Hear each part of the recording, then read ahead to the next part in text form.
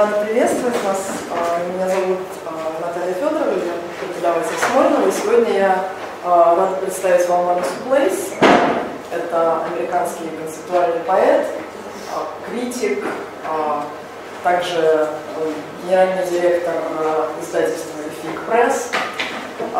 Ванесса Плейс называют тем человеком, поэзия которой является самой напряженной, сложной и, возможно, спорной поэзией современности.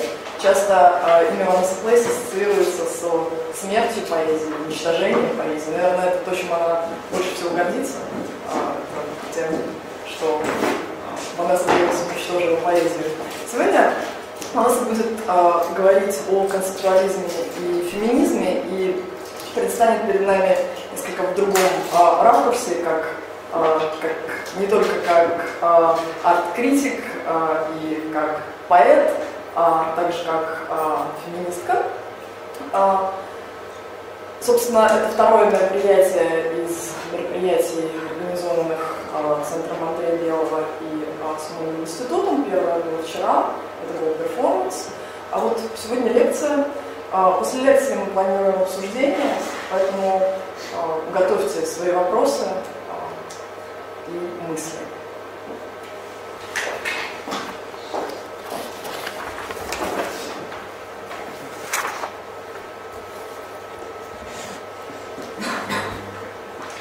One. The sentence, conceptualism is feminism, has a mathematical syntax. That is to say, like that where A equals B.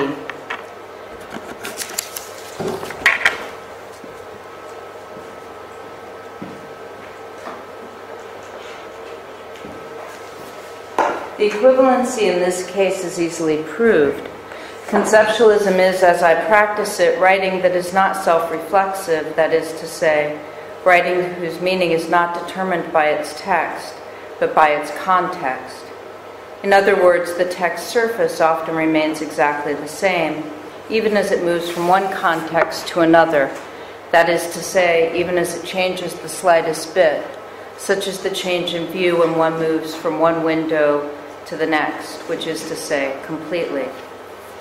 Thus,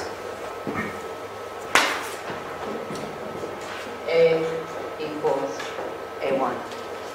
Example, Google.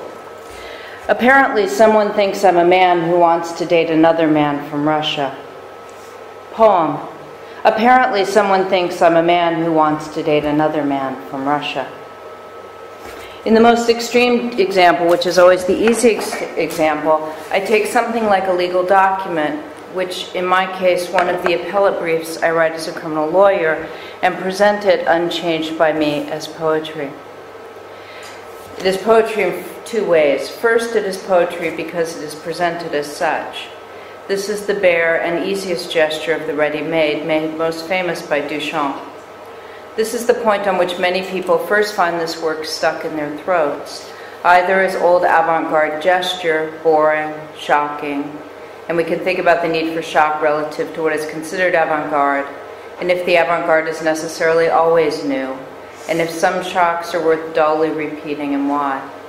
To no one but the most naive readers, or if we happen to be the most naive readers, simply stupid, missing the point of poetry itself, which is, generally speaking, some sort of expression of form, typically historicized, like the Shakespearean sonnet, and content, typically universalized, like love is rumored to be. We'll come back to this argument in a moment and see if we can make it more difficult for ourselves. Example. Chauncey did not remember if she went to a motel with Appellant, or whether Appellant told her he was a pimp, and the women in the pictures were his whores. Chauncey testified she didn't know Appellant as a pimp. She did not remember Appellant asking if she would whore for him, or promising her pretty clothes, or saying her parents didn't care for her, or letting her call them, and when there was no answer, saying that if they were worried, they would have been there, or that she then agreed to work for him.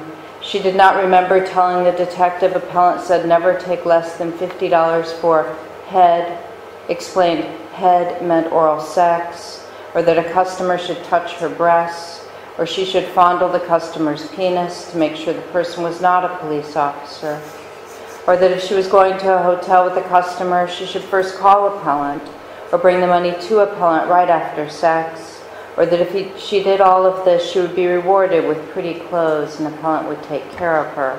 Reporter's Transcript 4, 692 to 695. This is poetry because I can make the argument that it meets all the historical markers of poetry. There's repetition or refrain. There's sonic resonance like rhyme or assonance. There's the primacy of language as language. There's an act of some witnessing of a significant event or feeling, and some gesture towards truth-telling. 2, depending on whether we believe poetry means lyric poetry or epic poetry, we can emphasize either the specific heroic and historic properties of the work or its sounds and serenades. Who does it speak for, and who does it speak to? Does it lead with the drum or something with strings? If poetry is in the tradition of Homer or Pushkin epic, then anything that captures the monumental that is today, anything that is a slab of marble that can stand for future generations to stand before and see, this was Rome, this New York, will do nicely as poetry. Example, we were in the gym. We were in the gym and I heard really loud bangs, said the boys. He stood shivering and weeping outside the school with his father's arms draped around him. We thought that someone was knocking something over, and we heard yelling, and we heard gunshots. We heard lots of gunshots. We heard someone say, "Put your hands up." I heard, "Don't shoot." We had to go to the closet in the gym. Then someone came and told us to run down the hallway. There were police at every door. There were lots of people crying and screaming. Some people, a little girl said later, searching for words, they got a stomachache. I was in the gym and I heard like 7 loud booms. The gym teachers told us to go in the corner and we huddled. We all heard these booming noises and we started crying. So the gym teachers told us to go in the office where no one could find us. Then a police officer told us to run outside. There must have been 100 rounds. Absolutely nothing. We don't plan to tell her anything. It's okay. It's safe now.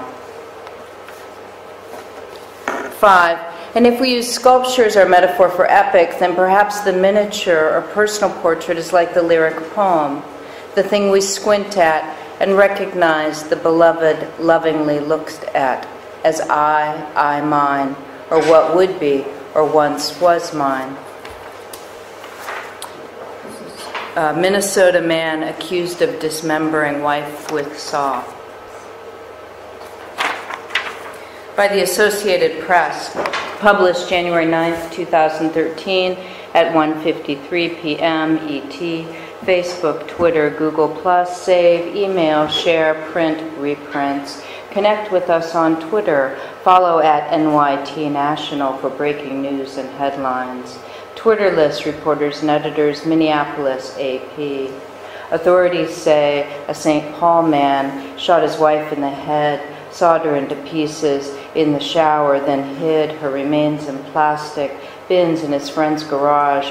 34-year-old Stephen Roger Johnson is charged with second-degree murder in the death of 32-year-old Manya Jewel Johnson. The criminal complaint says Stephen Johnson admitted he shot his wife Sunday after she said she was leaving him and taking their son. The complaint says Johnson used a saw to dismember her body in the shower and put her in several plastic bins. The complaint says he cleaned his home and took the bins to a friend's garage. He later told the friend what he did. Johnson is in custody and unavailable for comment. It's not clear if he has an attorney.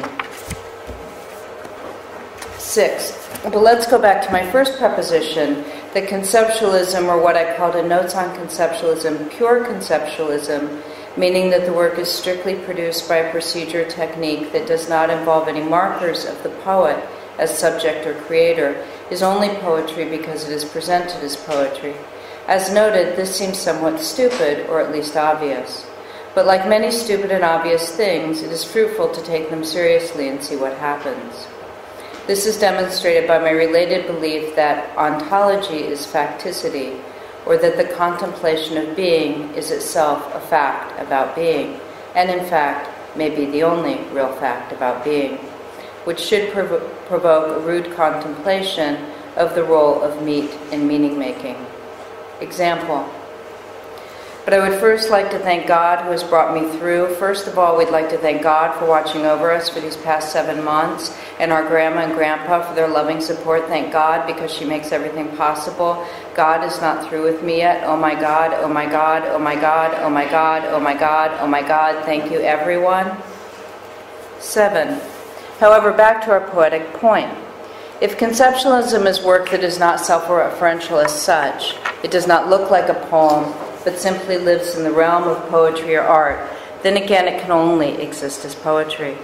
It is poetry because it is not poetry.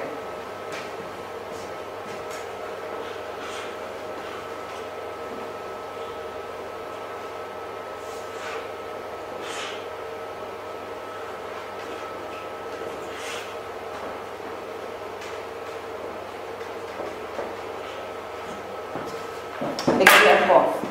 A magnificent production of that sterling historical drama, Uncle Tom's Cabin, or Life Among the Lowly by Harriet Beecher Stowe. It is just what it is advertised to be, the grandest, purest, most interesting, instructive, and moral show on earth. This show is deservedly popular. It is hard to find a person who has not seen it or doesn't intend to. It is patronized and applauded and endorsed by the clergymen and religious press. We are accused of but one fault. Our visitors exclaim, it is delightful, wonderful, instructive, and moral. Don't fail to take the children and give them a lasting lesson in American history. The plot. 9. What does this mean? We could say all this means is that our text has now entered a new conversation, a new discourse, involving new methods of analysis and evaluation. Is it a good P? If A as A is considered an individual case, an isolated newspaper article, a single Facebook status update, a couple of laundry soaps sitting on a shelf, then AP must make claim to some sort of universality. This newspaper article stands for our contemporary history, or the state of the state as such.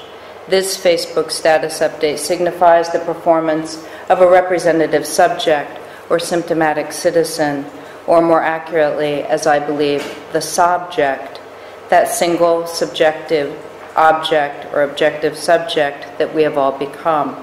These laundry soaps suggest the sheets will have to be cleaned. 10. This is the essence of the claim that all conceptualism is allegorical, or that poetry may indeed have an essence, which is that it is, like art, always only about poetry itself. Insert mirror. I'm trying to decide if this makes it boring, and if this boring is simply dull, or if it has the capacity to bore further, to drill a hole into the thing of poetry itself.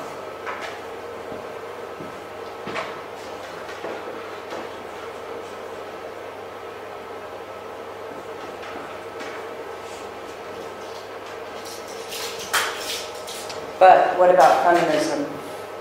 12. In this way, woman only exists contextually. One can only be a woman relative to man.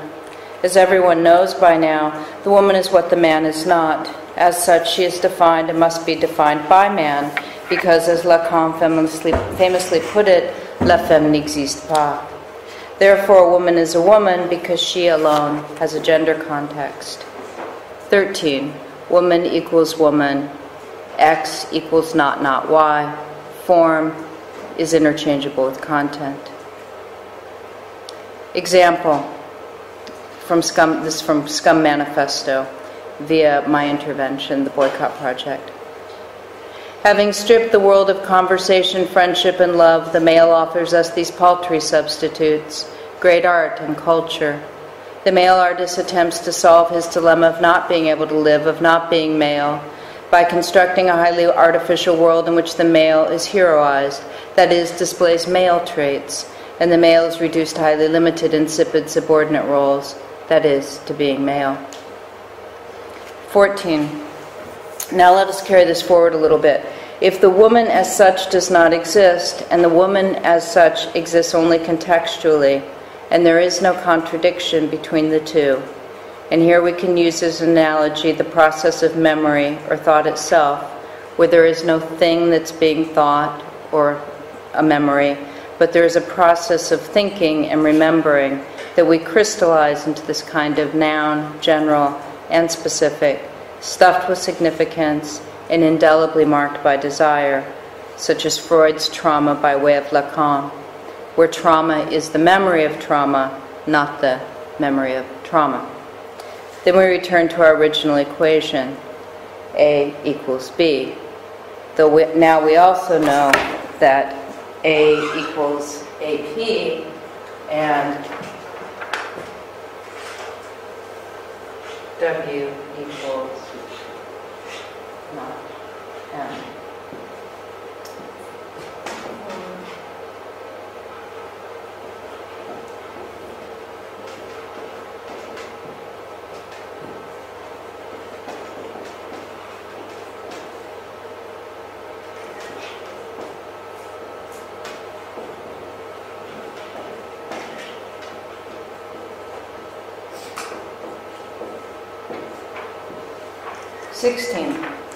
This is confusing. The point I'm focusing on is perhaps we have focused on the wrong parts of the equation. We have been looking at B or AP or W, in short, the product. The poem is the product and often the only product of poetry. The woman is the product and sadly often the only product of man. Product as in purpose. Conceptualism, like feminism, asks one equally to consider the equals. How does A become equivalent to B? Why does it seem to be or seem to be proven to be B's equal? And at what cost does this equivalency work to A, and for that matter B? 17. What does equals? Really? Example. What does this say about me as a man? And what will other men say about me? 18. The British writer E.M. Forster once said or wrote, "History develops, art stands still." And of course he was right in the sense of Goethe's Faust, that it is only at the moment when the artist, for isn't anyone who attempts immortality an artist, and right there is your pathos, no matter the medium, says stop, asking for time to stand still. And in the sense of Foucault, who understood that history only exists in the present tense, which I believe both of our histories also teach us. 19. In other words, does equals. And remember the window that we were looking out of earlier. Example.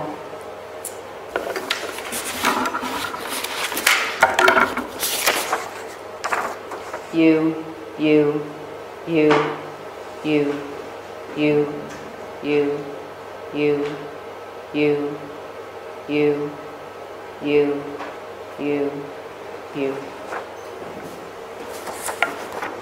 20. For a moment, let us think about time on Facebook. What is time on Facebook? When someone writes that they are reading or eating or driving or loving their adorable children or so funny kitten, what are they doing? They are manifestly not reading or eating or driving or loving their adorable children or so funny kitten. They are regarding and chronicling themselves as if they were reading, etc. They may have been reading, but their time is not of the present, but of an indeterminate but proximate past or future. In French, it would be constructed as venir de in the passé récent, or aller plus the infinitive in the futur proche. I have no idea what it would be in Russian. I am ignorant. Example from Spam. De 3 mots. J'ai une affaire de transfert d'une importante somme d'argent qui nécessitait l'intervention d'un personnage étranger avant d'aboutir. Cependant, j'aimerais humblement solliciter votre assistance pour pouvoir atteindre mon objectif et après nous aurons ensuite à partager suivant un pourcentage qui nous arrêtera de commun accord. 21. Recently, the American version of Facebook began asking its users, "How are you feeling?" Syntax is critical here. My Facebook is in French, which simply has a box marked statut, which asks nothing of me, but permits a bureaucratic register of my existence. Am I still? Or more accurately, am I still? If I am in English, must I be feeling? If I am in French, must I be existing? In other words, and here we might wonder if there are ever other words, when and by what mechanism am I? Example. So, this escort service looking at me for work in Atlanta sounds like fun.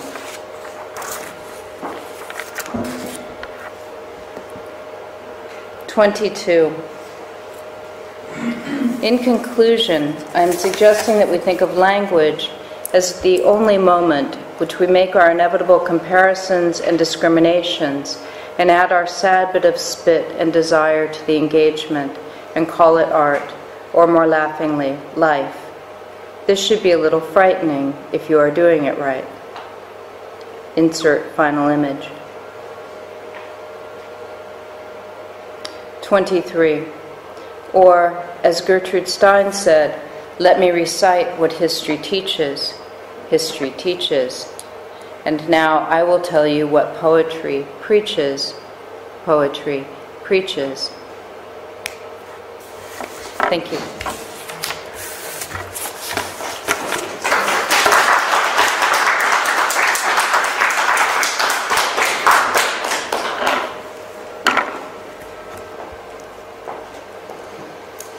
Now we can do this the easy way or the hard way. I can either ask you questions, which you can answer, or you can ask me questions, which I can answer. And then we can decide which one was the easy way and which one was the hard way.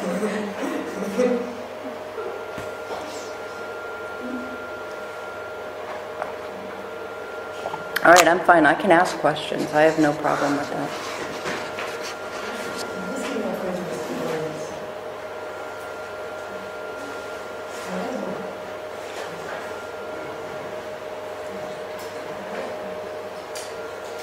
Who here is a writer? Who here is an artist? Who here is a woman? There's some overlap.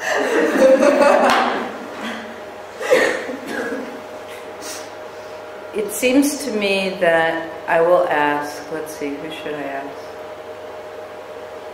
All right. It seems to me that from what I've seen, I haven't been here very long, but from what I've seen, a lot of avant-garde work, and I'm assuming, and I could be wrong, that most people are here because they have some sort of interest in experimental art or writing or something. No. All right, then you can answer the question. So, what strikes me is that in the United States, I think that there's almost not an interest in history. The relationship with history is very much like for most people, artists or not, is that it doesn't have anything to do with them. It's something very separate from them. And it seems to me, from what I've seen, that that's not the case here. Would you agree? Or do you think that's wrong?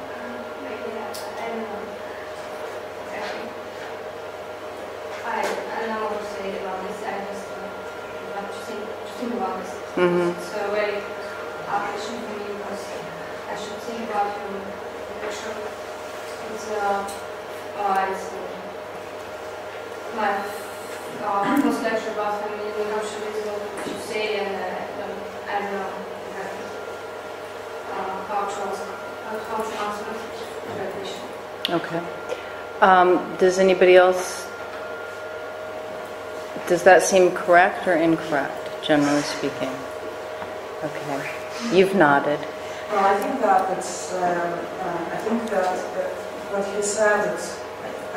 I live in the States for a while, and I think your assumptions are partially correct, because I think that generally people have a really distant relationship with history and their recent history, which brings some different kind of problems. I think that generally in Russia people are aware of their history, but I also think that it depends on which time you're living, because sometimes when you're aware and you're kind of revisiting the history and trying to reconcile some problems with that. But at the same time there are periods, and I think we are living a period right now, that the whole idea of forgetting and rewriting history in a sense that people will not come back, and different kind of ideologies represented as new, and people will not reflect back and see what the consequences this ideology already in the past has brought. So I think, when I was in school, we studied history quite a bit, and then in the university and stuff. But my students don't do this right now, and it's a whole different issue. So I think it's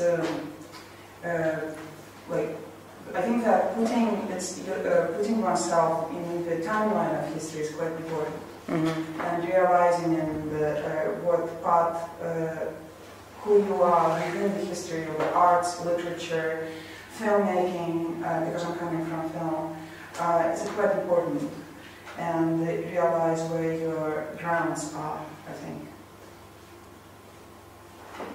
Well, that's what it seems to me. I mean, I feel that in the United States, some of that comes from this desire to want to be free somehow of history. But two things. One is that people end up repeating a lot of stupid things. And they're doubly stupid because they actually do occur within this history. But then the other part is that the downside is that then I think people get stuck in a present all the time, and it becomes really hard to deal, because a lot of what I was talking about is this idea of how do we make the given symbolic. And if you're only ever stuck in a present, that seems extra difficult. And you've made it extra difficult because you've detached yourself from all of this shading, if I can talk that way. It's almost like a painting, and if everything is completely flat, then you're kind of just stuck in this two dimensions, which I find interesting. The other thing I was thinking about was, in the United States, we don't have institutions in the same way that we see. We have other institutions that we don't see. I've been thinking a lot lately about how Facebook is an institution and how it organizes thoughts in different ways, even in the way of a timeline, or, like I said, how are you feeling? Being one way that it organizes us. It keeps our images together, separate from our words in some ways. The easiest or maybe stupidest example is how you can't dislike something. You can only like, or you can withdraw your like, but you have to give it first in order to withdraw it. So so I think in the United States, because we don't have that, on the one hand, we don't see the organizing, the institutions that organize our thinking. And on the other hand, the other problem is that it occurs to me that if your institution, all our institutions are voluntary. You join Facebook because you want to join Facebook. Nobody's making you join Facebook.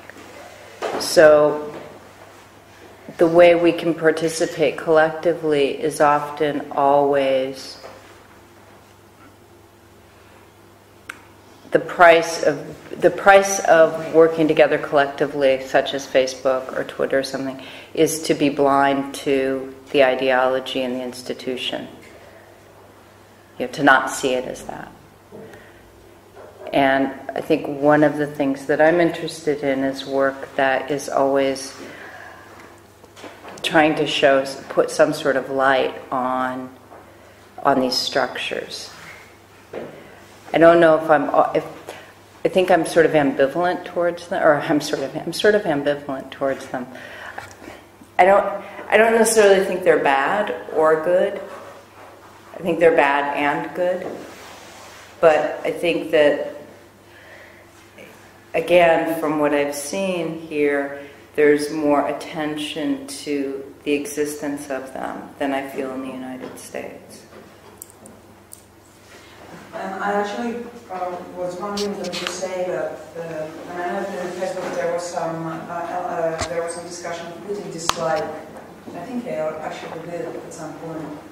But which brings me to the question to you: what do you think about the overall positive feelings, like happiness, and how do you react to that? Like let's say, what about how do you perceive the element of negativity within the poetry or within the analyzing something? Or is it important to be negative, or it's important to be unhappy? Since overall, like the institute, basically, I have a feeling that in America, and now it's starting to be here too, that to be positive, to be happy, is the most important thing. And this is like the driving force. So to be unhappy, to be unpositive, is not cool. Right. It's a really interesting question and problem, because I think Zizek talks about how now the capitalist imperative is to enjoy, and if you're not enjoying all the time, then there's something the matter with you. If your life isn't a constant series of pleasures, then you're falling down on the job. And so then that becomes even more oppressive, because I have a friend who's an only child, and she said the worst thing about her childhood was that two people were staring at her all the time saying, "Are you happy? Are you happy now? What about now? Are you happy now? you have a new bicycle. Why aren't you happy?" You know, so the pressure was always on. But I think that's sort of how it is. It's like now we live in this time where if you're not happy, you're not trying. You know. And that's insane, right? If you're happy all the time, you're insane. But B, the problem with that is that also the only way to be, again, we go back into this sort of ideology. The only way to be totally happy is to completely ascribe to whatever the ideology is that you're fitting within, and to be playing it. I know people, and perhaps you do too, on Facebook who are constantly posting stories about, 30 people being blown up in Syria, and then 14 people like it. And obviously it's not hooray for all the dead people in Syria, but it's a performative to show that they're good. They're good people, they're concerned, they're good citizens, they're leftist, they're this and they're that. And I think those people are constantly taking their temperature of happiness. And I mean, we can leave aside like the people that are just into sort of decadent, I'm drinking good wine, I'm, whatever I'm doing. But I think even people that think of themselves as serious people, that's another mode of this constant enjoyment. I have to always be thinking right thoughts. I have to always be expressing myself in a meaningful fashion. I find, and I tend to talk about Facebook a little too much because I am fascinated by it, but Facebook to me is, in some ways, like my friend's parents, it's like the best mother. The best mother you could ever have, because Facebook is interested in what you had for lunch, right? If you take a picture of your meal and you put it on Facebook, I don't know, do people do that? Sometimes. Yeah, it's like a really popular thing. It's like, okay, here's my lunch for today. Now, I've never had a personal friend that I would call up on the phone and say, guess what I had for lunch? And here's a picture. But people will do that, and I think it is this gesture to show this level that they're good, because I don't think it's about enjoyment. I think it's about the superego in a way, and showing that you're a good, participating member of society. That people post pictures of their children on Facebook to show that they love their children. Yeah. Because of my legal work, I always think I would never put pictures of my children on Facebook, because I might as well stick them outside and wait for, a child molester to come by. It's like,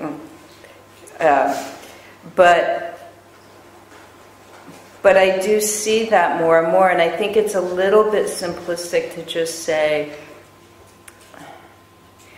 it's too simplistic, I think, to look at it as just simply this stage of capitalism. I think it's this is the reason why this stage of capitalism also coincides with this stage of fundamentalism, and those are your two choices. You can either enjoy via the consumption and production of enjoyment as such, or you can enjoy via the consumption and production of fundamentalist religion as such. And those are the two choices, and they serve the same end. They serve the same purpose. So to answer your question, I don't know if it's that I'm advocating the negative, but I think I'm trying to advocate a criticality. And as much as the work that I tend to do is not reflexive, it's reflective. There's a way in which you see yourself seeing. You read yourself reading. The poem that I read about the man that dismembers his wife with a chainsaw, what I did with that was I took it and I broke it into basically three-syllable couplets. So the couplets, it becomes the form and content thing.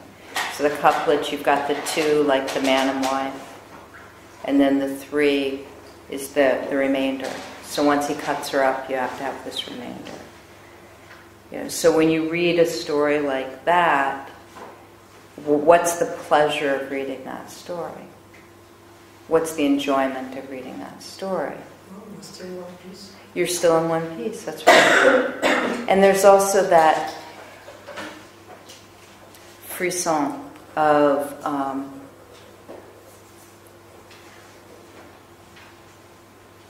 that didn't happen to me, and there's also a very interesting register with that of, oh, he loved her.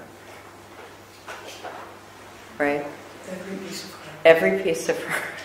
He loved her to pieces. But that's why those stories are in the newspaper and all over the internet. I just saw on Facebook before I came, there was a woman in the United States who became sort of famous maybe 5 years ago because she showed up at her daughter's soccer game wearing a gun, because she had a permit to carry a gun, so she showed up wearing a pistol, and somebody took her photo. And so she became famous because she showed up at a soccer game with a gun. And just on Facebook, somebody posted a story that she was just killed by her husband. Her husband murdered her and then shot himself. And so, of course, why is this story on Facebook?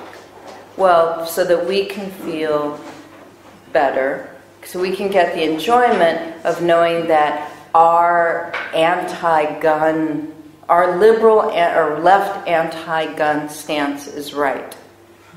because you see, she was killed by the gun that she carried, you know.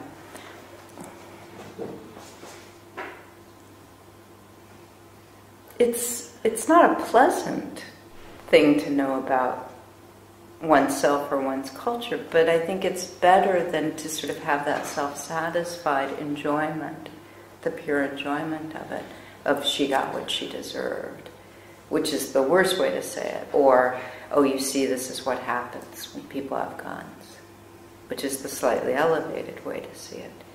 You know, and if we were ancient Greek, we would say, well, of course, that was the only way she could die. Yeah.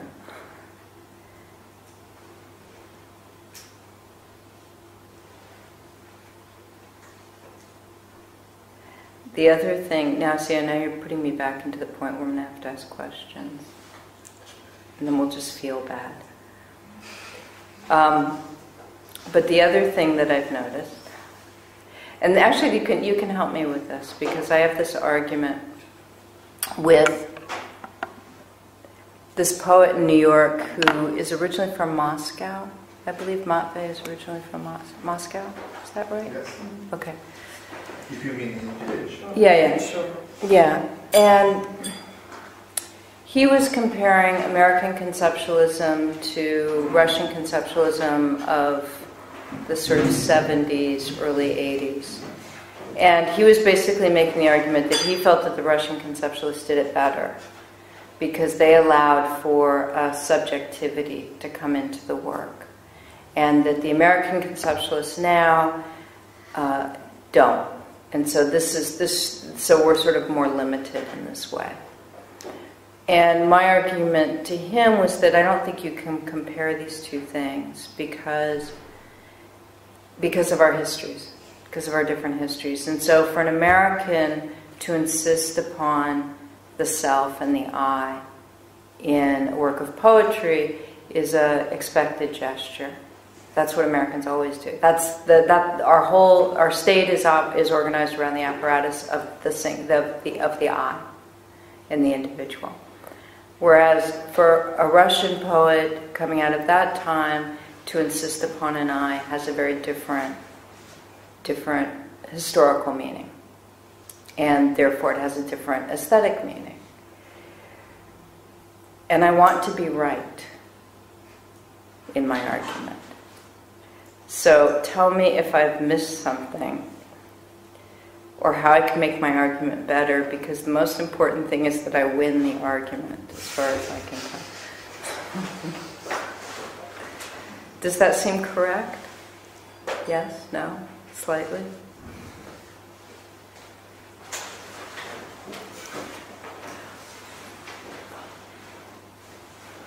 It's an interesting issue about the comparison of two types of conceptualism.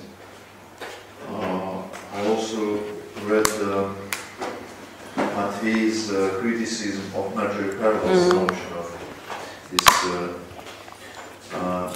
this ressentiment of conceptual writing in the United States in recent years. He's attacking her arguments, particularly through addressing to the Soviet conceptual tradition, or non-official Soviet conceptual tradition. But you know, it's a long story. I think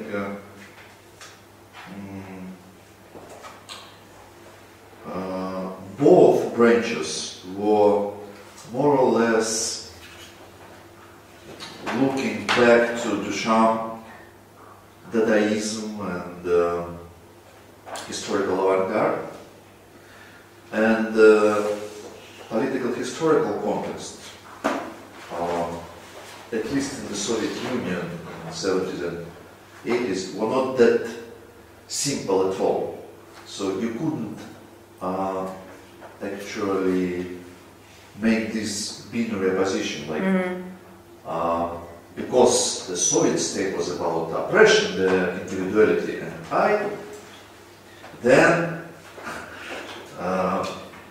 artists or independent artists were trying to insist upon this I, meaning this kind of resistance to the state ideology. So it will be too simplified. Because the I is also informed by... and vice versa. Right, right. There is very sophisticated dialectics going in this ideological pattern during Soviet years, because actually the state ideology was not that simple. So there was a notion of collective I, or we, involved. And so, but in the 70s and 80s, especially in the 80s, the ideology wasn't that oppressive as it was during Stalinist years. So there were a lot of niches and holes in this monumental we, where I was allowed, very much so. So there was a kind of, and now when we see, for example, Andrei Monastyrsky's collective actions, collective performances, or documentation of their performances, we even feel a kind of, at least I can feel, because I belong to the generation which grown up during late 70s and early 80s. So I can feel a kind of nostalgia, not about the state, but about this spirit of collectivity. So it wasn't actually so much about insisting on I, it's about collective experience, but it was an alternative to the state collective ideology, but still it was about collectivity, and about sharing the space and time, about living together, and about experiencing together this very subtle nexus of different relationship, you know, not that strident relationship, you know. So it's really a long story which demands a work of contextualization and re-evaluation of what Soviet ideology was about, because there was dynamics. Yeah, because when I read that piece that he wrote, I didn't see that, and I see what you're saying, and then that becomes more interesting, because I would say that in the United States, the notion of the I is also more muddy, but it's almost from the stress falls on the other end. There's this idea that there's this lone individual I, but that I, the poet, can more metaphysically, I guess, speak to and for others. So, and that I think that's very much the Romantic tradition of poetry. But also it's the tradition of critical, well, sort of avant-garde poetry, like language poetry too, would be this idea that of collectivity and speaking on behalf of, by way of using my experience as representative. So it sounds like it's more complicated on both sides. It's just that there's an emphasis that falls, that maybe the stress falls in different places. I think now, in the present time, it becomes more difficult precisely because of this injunction to enjoy, which does feel that it gets more and more privatized, so to speak. That, can I say that? That even if you're engaging in something that's a communal activity, it's really your responsibility to have that satisfaction or that enjoyment in it. It's not dependent upon anything else. It's a little bit reductive, but I think that's generally the feeling.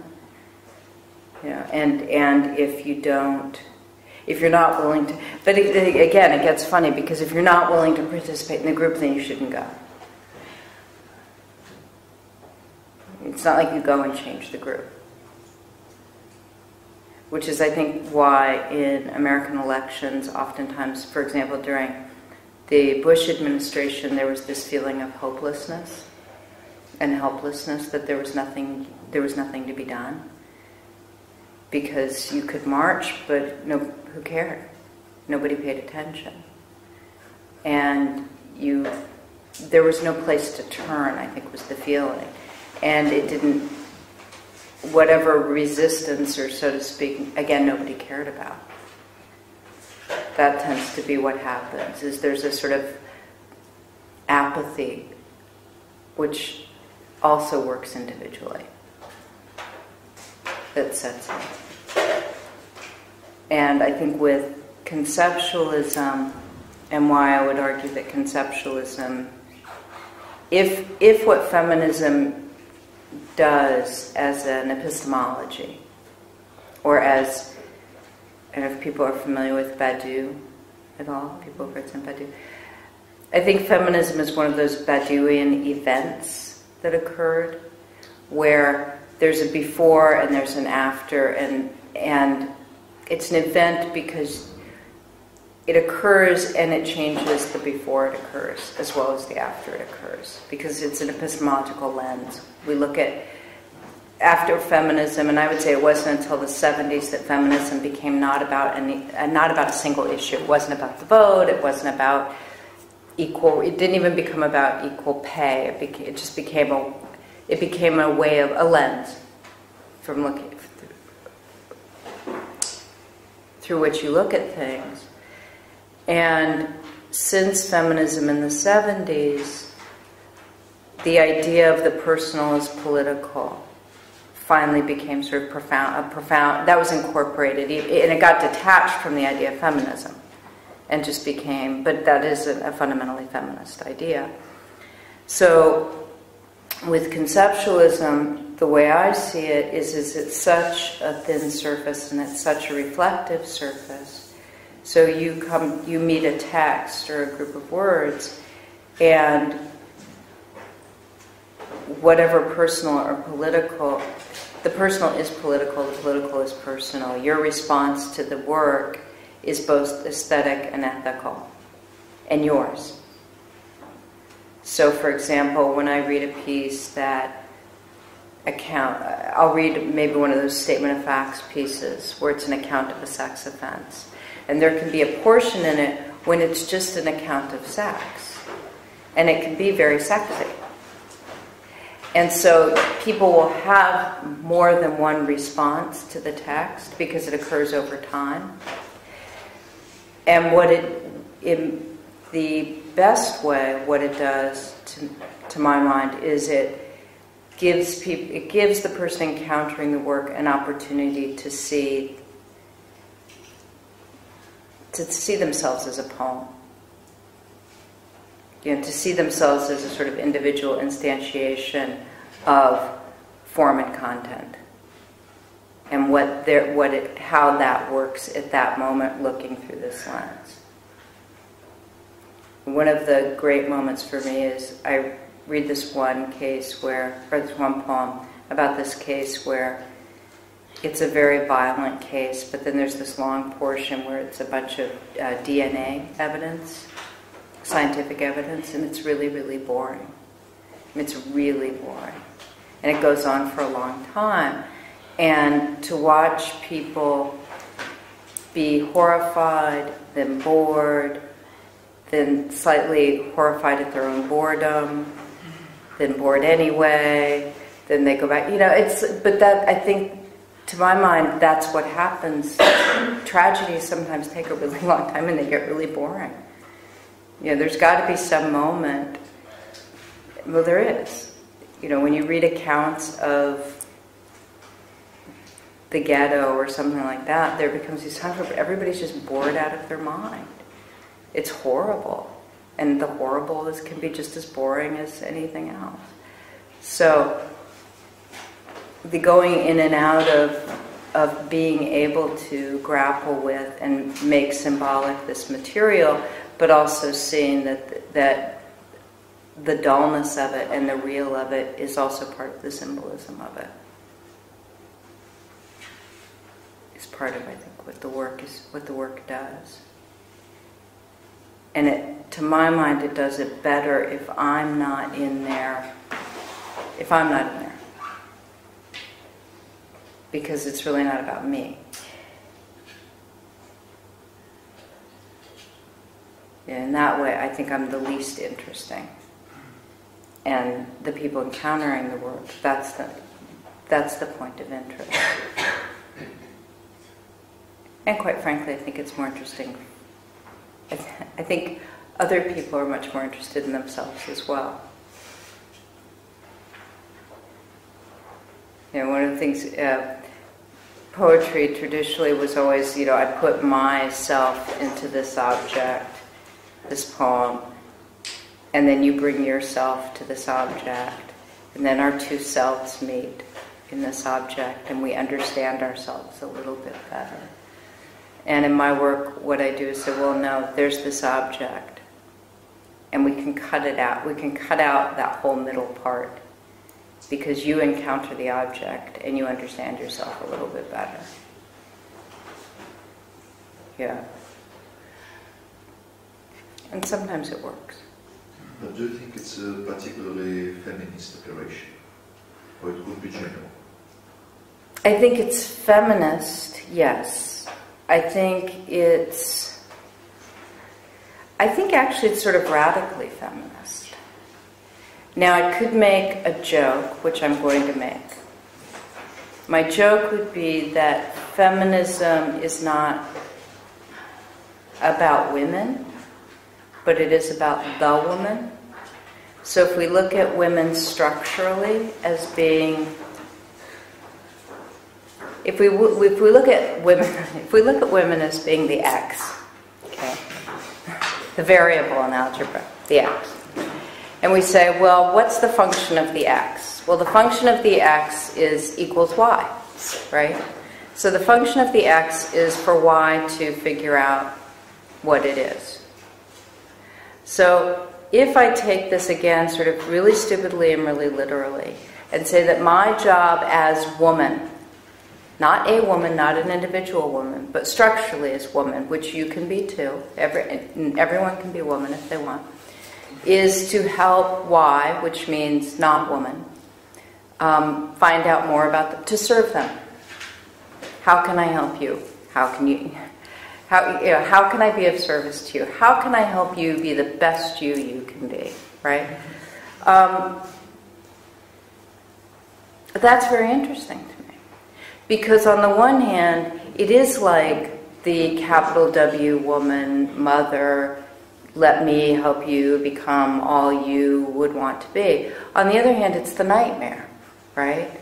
Because like my friend, the specter of somebody sitting in front of you saying to you, what can I do for you? How can I help you? How are you feeling? Are you all right?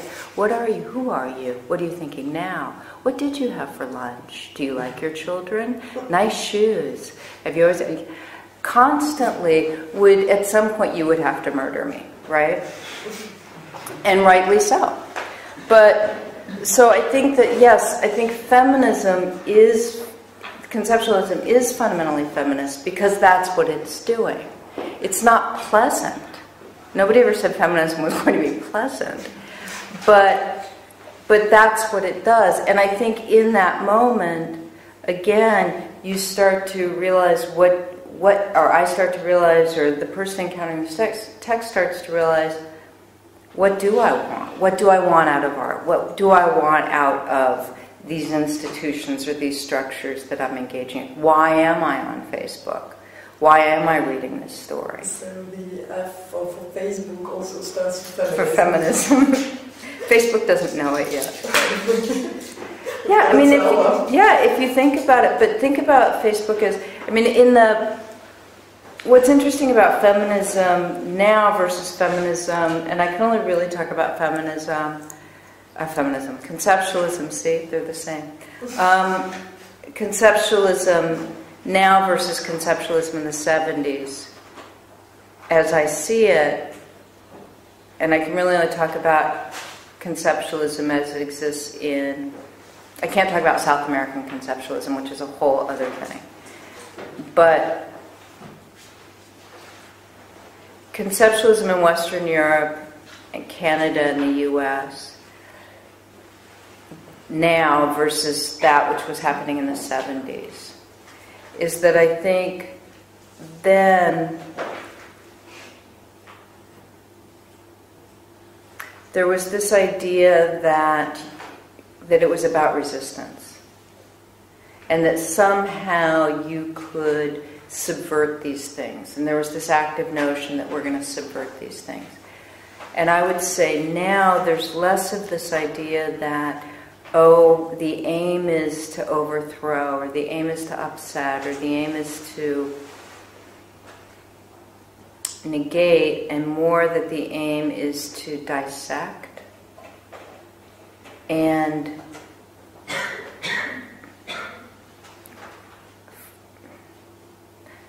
almost force that contemplation to go in more. Or I've said in other situations, whenever I see a trap, I always think you should go into it and see what happens, because that's when it becomes interesting. And also this idea, and this maybe again I see as a fundamentally feminist idea, that what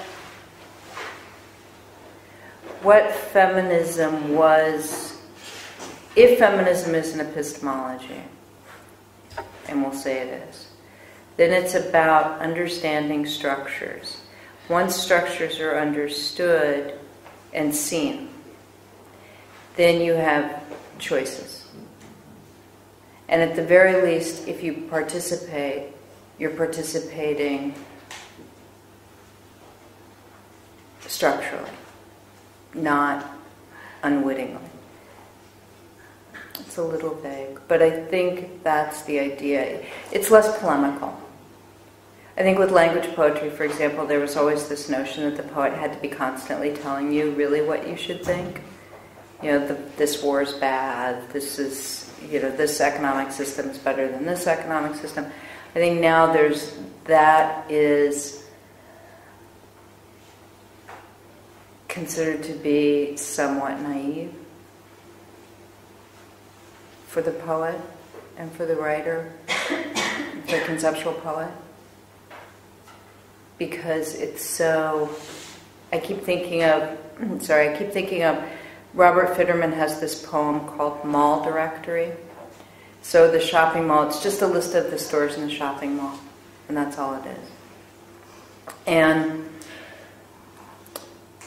what was great was there's this poetry magazine in the United States called Poetry, and it's the oldest poetry magazine, and it's pretty conservative. And they did this special insert on conceptual writing, and it was kept separate from the regular poems in Poetry magazine.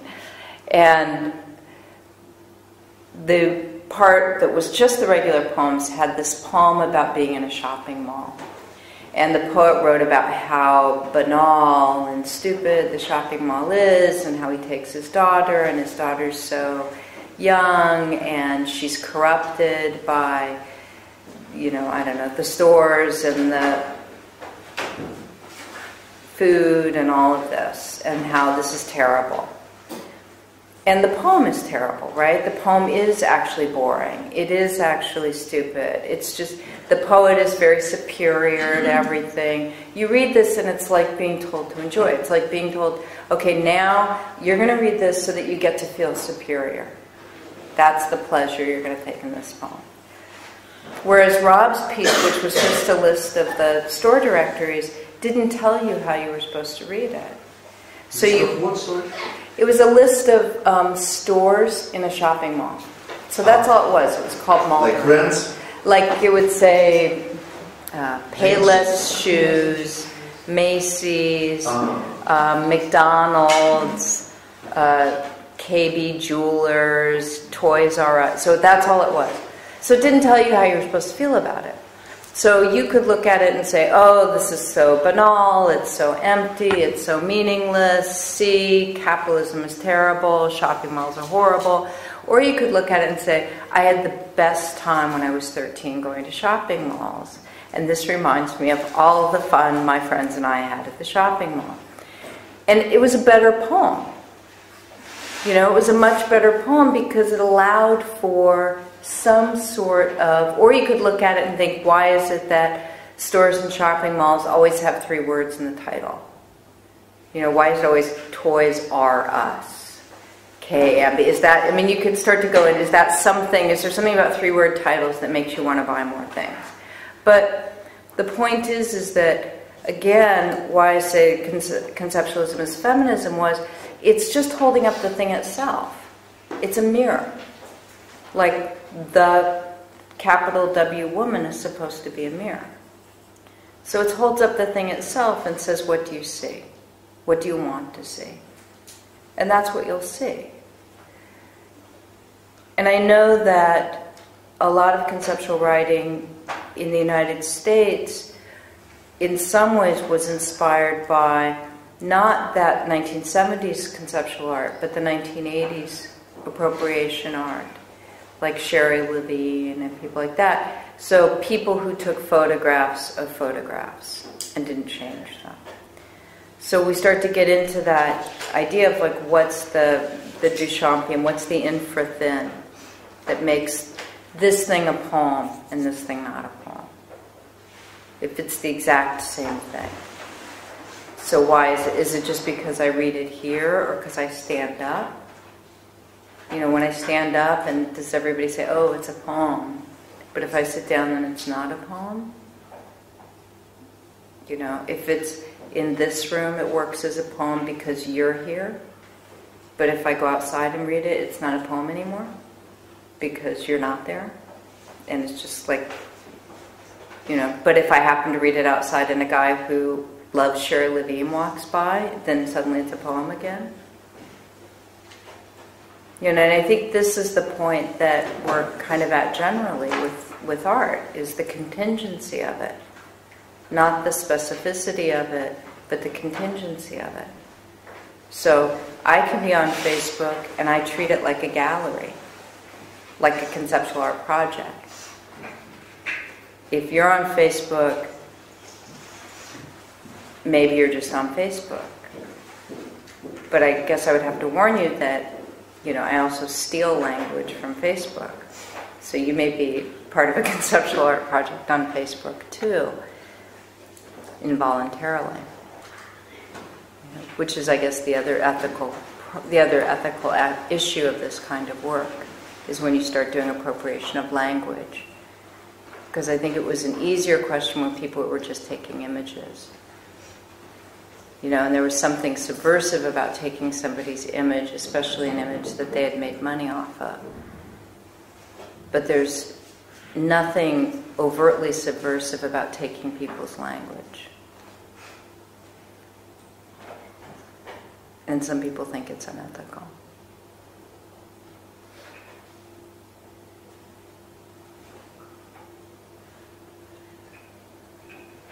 You told that now people are stuck in the present, and as I understand, you told that it's very important to be connected with the past, and be aware of the past. And do you think that the poetry should be connected with the past? Yes.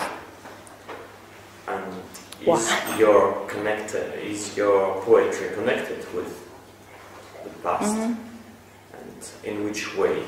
Sure, and I think part of it, I mean, I said before, part of it why you want it to be connected to the past is because you don't want to repeat things without meaning to repeat them. But I think a better reason is that if we look at language as a medium, as like paint,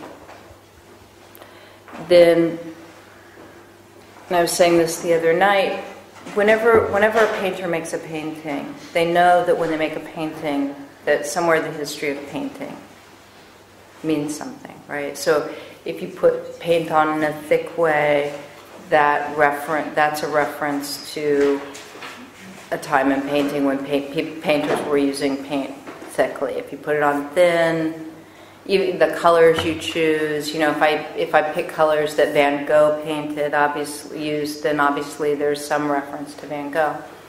I think the same thing's true in poetry.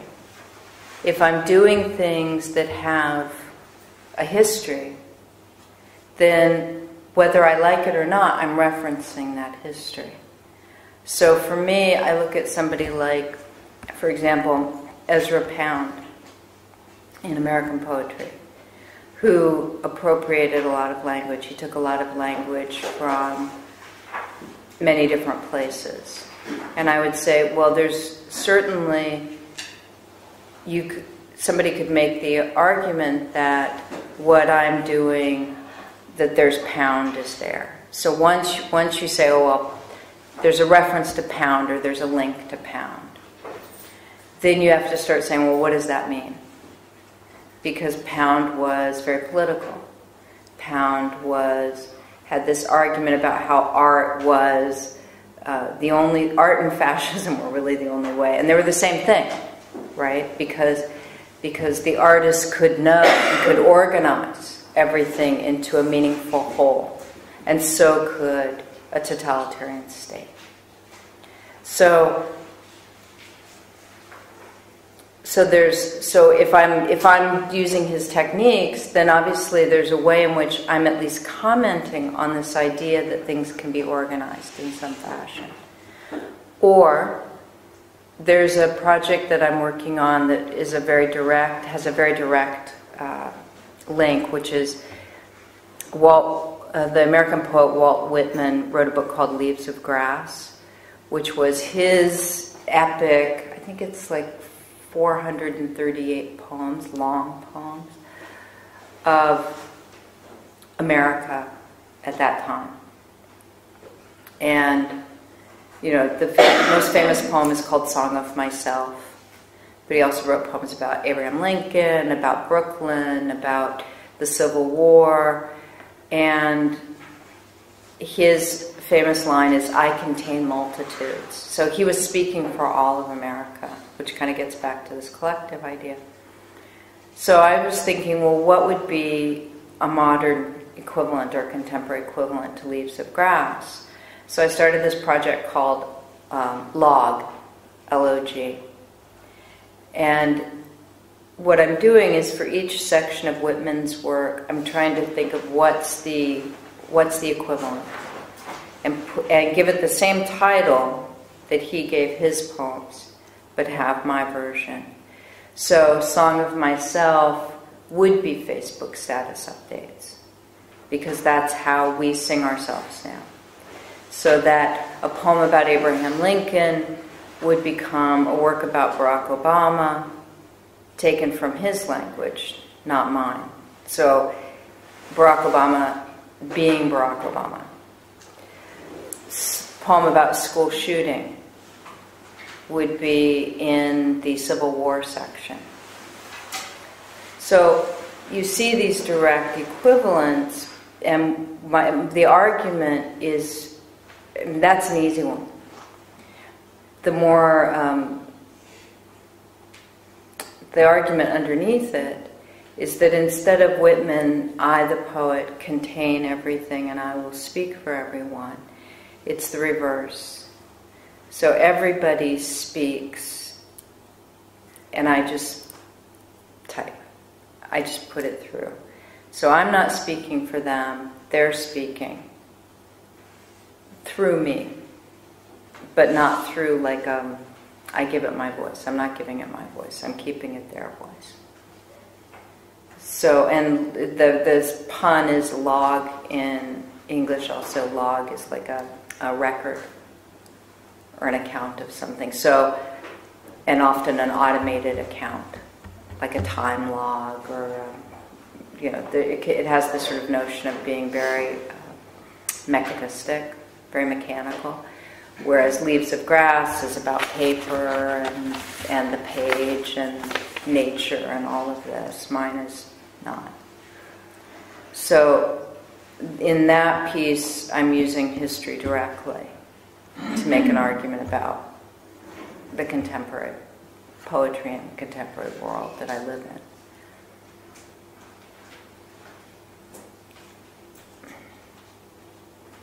And I also think just more generally, it is the problem of if you don't know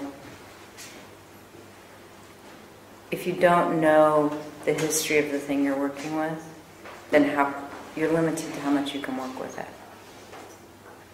One of the pleasures that I've had recently, and it's not my history, but learning about conceptualism here, is it's given me other ideas. Other ideas for other projects. So recently, I'd read about that Komar and Malamud project where they were buying people's souls. Do you know that one? They took out advertisements. It was pretty great. It was in New York. They went to New York and they took out advertisements and offered to buy people's souls. And they set up like a shop and everything else. And people would come and they would give them, they had money. I don't know where they got the money from. But they had money and they would buy your soul. So I was thinking, well, what could I do? Like, how could I do that? Because that's a really good idea, so I should steal it. So I thought, well, the only thing, and they would buy and they documented everything. So they would buy, like, the guy that had the laundromat, they bought his soul. I think the most famous soul they bought was Andy Warhol's soul. But I was thinking, well, you don't want to just buy anybody's soul, right? So who has the best souls? So I thought, well, poets have the best souls because they're the most sensitive and the most soulful. So I created a Facebook event saying, sell me your soul. Or I will buy your soul, that was what it was called. I will buy your soul. And I invited anyone who was a published poet to sell me their soul. But you had to be a published poet. So you had to write to me at a specific email address called soulofthepoet@hotmail.com and say you were interested in selling me your soul. And when people would write me, I would ask them to send me a link to prove that they're a published poet, so I would know that their soul was worth buying. And, well, somebody else had bought their soul, right? So then that meant I could buy it. And then how much they thought their soul was worth. What was their price? So I would get these emails, and then that's where the work becomes really interesting, is because then we would have these back and forth emails where they would tell me how much their soul was, they thought their soul was worth, what their asking price was, and I would ask them questions. Like, one woman, she wanted $36 for her soul. And I said, well, why 36? And she said, well, I'm 36 years old, so I figured $1 for every year. And I said, really? So a baby's soul is worth less than your soul. And I said, does it depend on whether you've done good things or bad things? Like if you did really horrible things next year, would your soul go down? Or would it go up? But these are interesting questions, right? Did you bargain? I bargain all the time. My best was I got somebody who wanted $100,000 for their soul, and at this point he's going to give me $8 to take it off of his hands. Which I thought, after a while, he was just like, here, I'll give you $8, just take it. So I thought, okay. So what are you doing with Deal. the souls now? Well, I have a plan for the souls. I also had somebody who started, and I think they started, and it was very ironic when they started. They were being very ironic, but the more we kept discussing it, then they started getting kind of nervous about it because I was taking it so seriously. And then she wanted to know what I was going to do with the souls afterwards. And I said, well, I don't know, maybe I'll resell them. And then she quit. Like suddenly it was okay if I owned her soul, but that I could turn around and sell it to someone else made her very upset. Another man I'm still finalizing the details, but he got stuck because he was happy to sell me his soul, but then he started worrying about whether he could still participate in Catholic rituals after he sold me his soul. And I said, well, look, I'm a lawyer. I'm not actually a priest or anything, so I think you might want to ask somebody because I can't actually answer that question for you. So we'll see what he says. There's a Mexican poet who the price of her souls is to eat 24 corn tortillas without water. You have to do that. Well, this is the part where I think my language skills might help. You know, like a pancake? 25, I'm sorry. 25 corn... Yeah. Yeah, 25 of them without water. But she kept saying, my price is to eat 25. So I'm thinking, well, she didn't say me specifically. So I've agreed to the 25 corn tortillas, but I think I'm going to pay other people to eat them. Like, or I'll just give them out. And then, because I feel like there's this line in Dante where the devil says, did you think I didn't know logic or something like that? And that's sort of how I feel in this, is that I'm, you know, I can use my logical skills to avoid paying anything if at all possible. But the other part of the project is, so I stole that idea from Kumar Melamed to buy the souls of poets, only the best souls. But then I stole this other idea, what's the name of the artist? Artist Shit. Artist Shit, have you heard of this? You've heard of it. Can you remember the name of it? It's the Italian artist. It's the Italian artist. What's his name? It starts with an M. Manzoni. Yeah, Manzoni.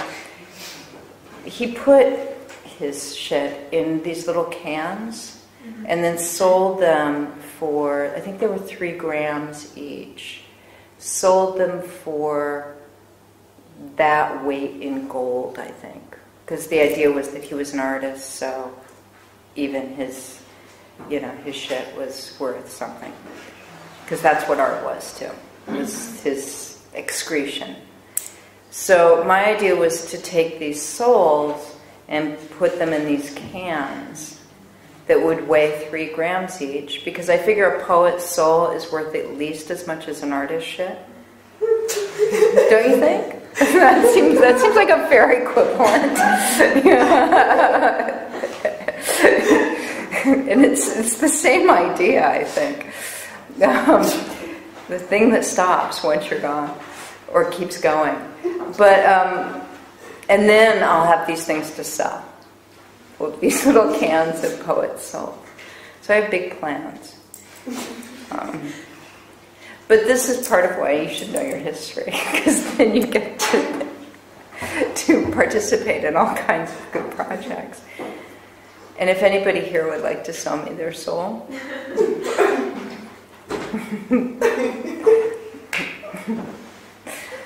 but yeah. So I think this is part of it, because you do need to know.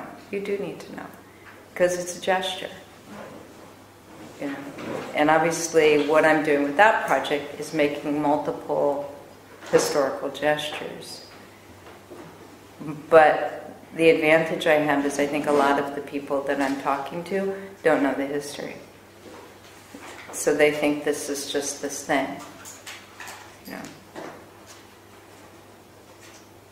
Can I have a question? You have told that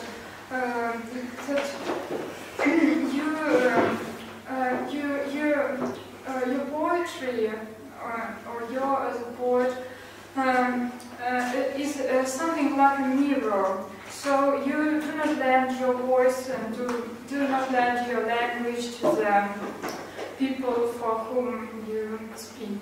Yes, is it right? And so there was some few examples of events or people that you involve in your poetry, and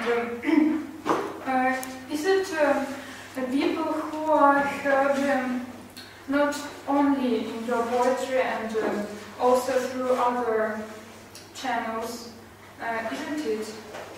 So. Do you mean, does that language exist outside of the poetry? does their voice heard outside through other channels? Yes. Poetry? Yes, it depends. Oh, go ahead. Go ahead. Yes, but it depends in the way of, for example, the poem about the school shooting. All that language was taken from the newspapers. So it does exist aside from what I've done. There's other times when it's a little bit trickier. So, for example, I will take things from Facebook.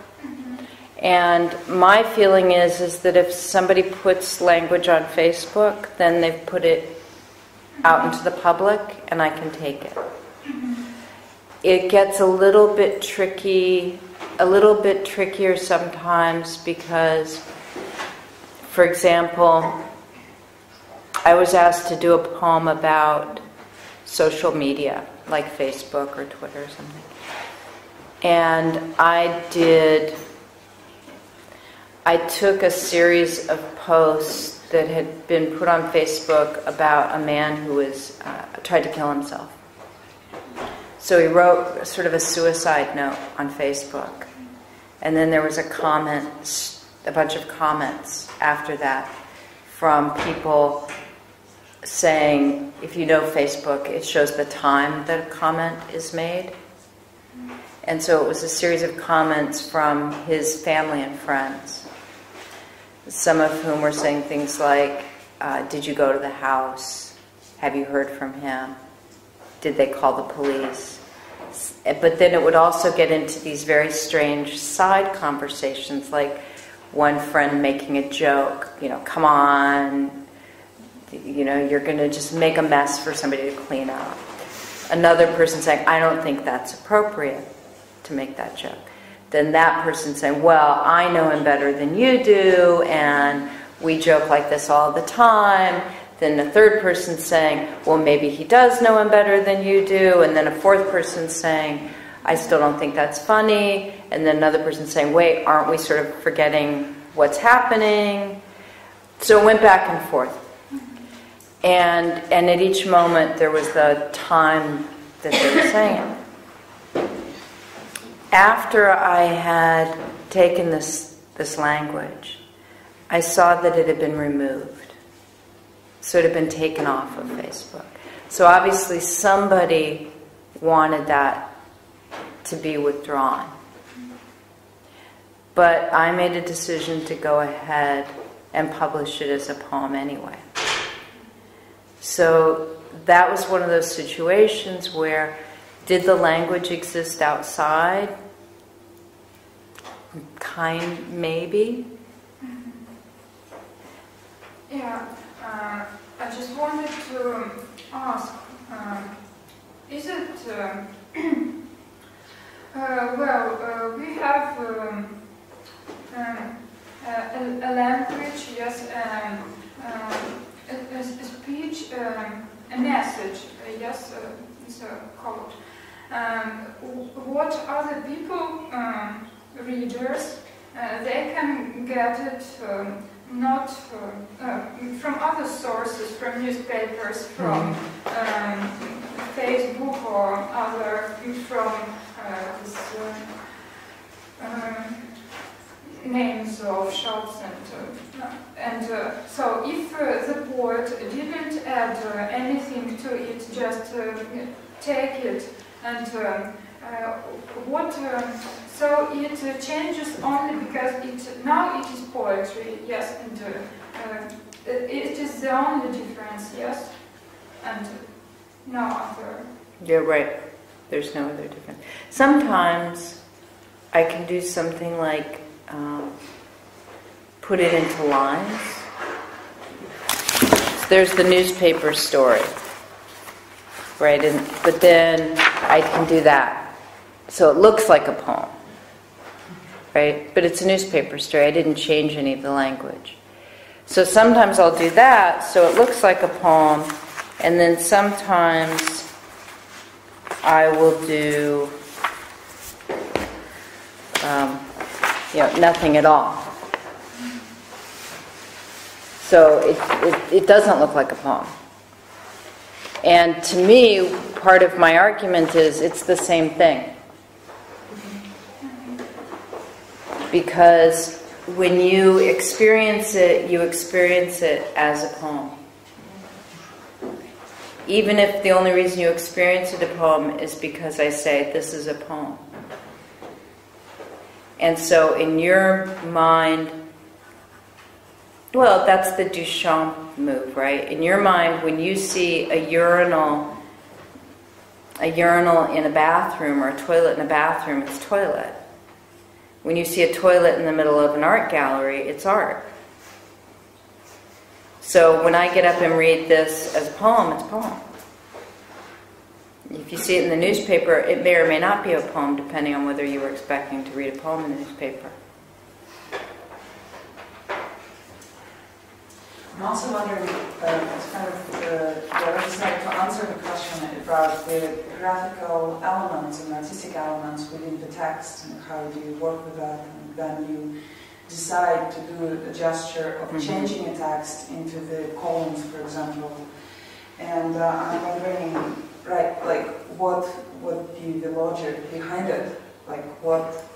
I guess following the question which already been asked, this is where you come as a poet, I guess, because you're not only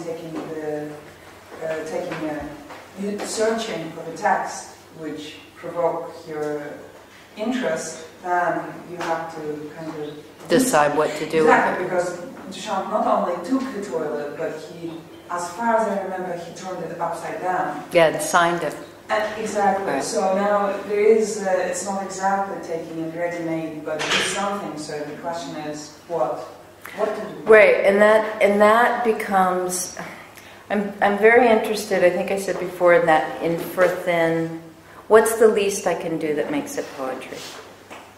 And sometimes, but I also think that you want that. Part of playing with the idea of what is aesthetics, what is art, what is poetry, is in some ways to me, you have to. Okay. There's an easy answer and a hard answer. The easy answer is the traditional poetic answer, which is that you look at a piece and you say, oh, this would work really well if I did one piece on a series of school shootings where I just took lines spoken by victims or witnesses to a bunch of mass shootings. I'm sorry, not school shootings. And I centered the text, so it ended up looking like a Rorschach pattern, because I thought, well, that's an easy analogy to make, is a psychoanalytic exam, school shooting. So the easy answer is you get something like a mass shooting and you think, oh, it has something to do with pathology, and so you bring in the realm of, in a formal way, you make an analogy to, or an allegory of, psychoanalysis. The hard answer, I think, is more to say, how often do I do this, and how often can I do this, in order to make the argument that it's the same thing? It doesn't matter. I have to do both in order for it not to matter. Because if I just do this, then all I'm doing is insisting that this is the new poetic form. If I look at form as being not necessary to content, but context being the only thing necessary, then you're sort of stuck in this way of having to, when I said in the lecture, this idea of the moment of stay, that in many ways, and this is again sort of hideously reductive, but in many ways all art is the thing that captures your attention in that for a moment. It's something that makes you stop and reflect upon itself. Whether it's you don't look at the paint on this wall, but then you go to the Hermitage and you look at paint on that wall. Because it's been done in a way that makes you stop. That's the whole point of it. The whole point of reading a novel is you get caught in the suspended time of the novel. The whole point of reading a poem is it puts you in the moment of language. So, the same thing, what does this do, this mirror, that makes you stop and think about this language as language, not as, oh, that stupid woman that got shot by her own gun, and we can like it or whatever, but as a Greek myth, you know, as something that deserves form, as something that's symbolic, you know. And I think that moment, and if I can say it in terms of Lacan, which is kind of how I think of things, the moment where we have that bit of the real, and we catch ourselves making it symbolic, making it have meaning. And we can't help but do that, and we do it all the time. It's just that what art does is gives us is like a butterfly or a moth. It pins us to the moment when it becomes an example of something. Yeah, and this is interesting to me. And it's interesting to me to see what's the basis material that I can use to have this happen. And especially with, and I guess this gets into the negative, but especially about moments that are kind of mean and unpleasant or trivial or, you know, all of those things. To me, that's a bit more interesting than simply the white cube, I guess. Simply I've done that. I've done readings where I get up and I don't read. I just do the gestures of reading. I drink, I look at the page, I look up, I look down, I look up, and I don't read. And I've done that for, 4 minutes. And it's really, really boring. And it's really uncomfortable for everybody. I don't like it any more than you do. But what happens in that moment is A, time goes by really, really slowly. And B, I think it is the moment when people ideally do have a chance to reflect on what poetry is, what an aesthetic experience is, what a reading is, what their expectations are. Do they want to be entertained? Why do they want to be entertained? Why are they there? We can do a lot of other things with our lives. So why do this? And I think that there's a lot of very sophisticated conversations that can be had about aesthetics, but sometimes the sophisticated conversations can start to just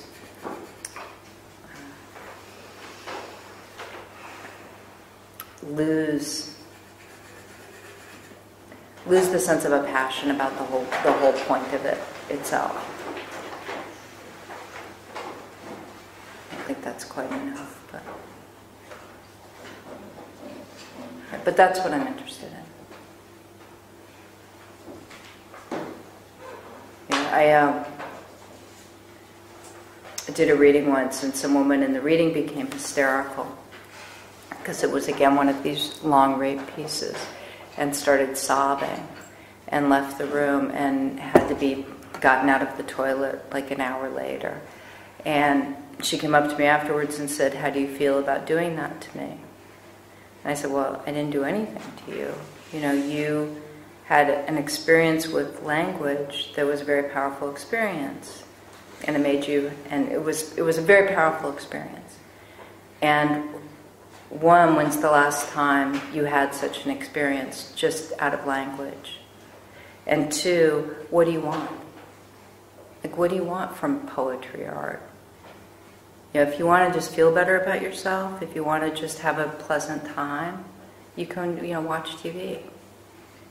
or you can read a magazine, or you can go have coffee with your friends. But if you want something else, then then sometimes that's ugly. And sometimes it is nauseating, and sometimes it's all of those things. And that's great to me. I mean, that's the thing language can do. You know, it's like a dream. That point in the nightmare when you wake up and your heart's pounding and you're sweating and there's nothing to be afraid of and you're terrified. Like, how great is that? You know? I mean, it's that great moment where it's like, we don't need the real. You know, so to do that with an aesthetic moment seems to me that that's the highest point you can achieve with art, any art.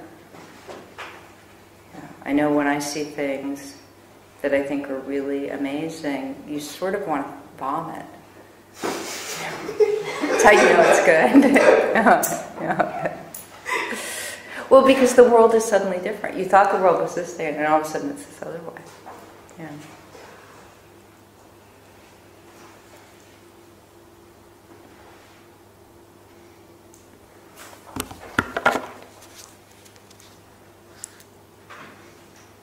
Everybody had very good questions. Thank you.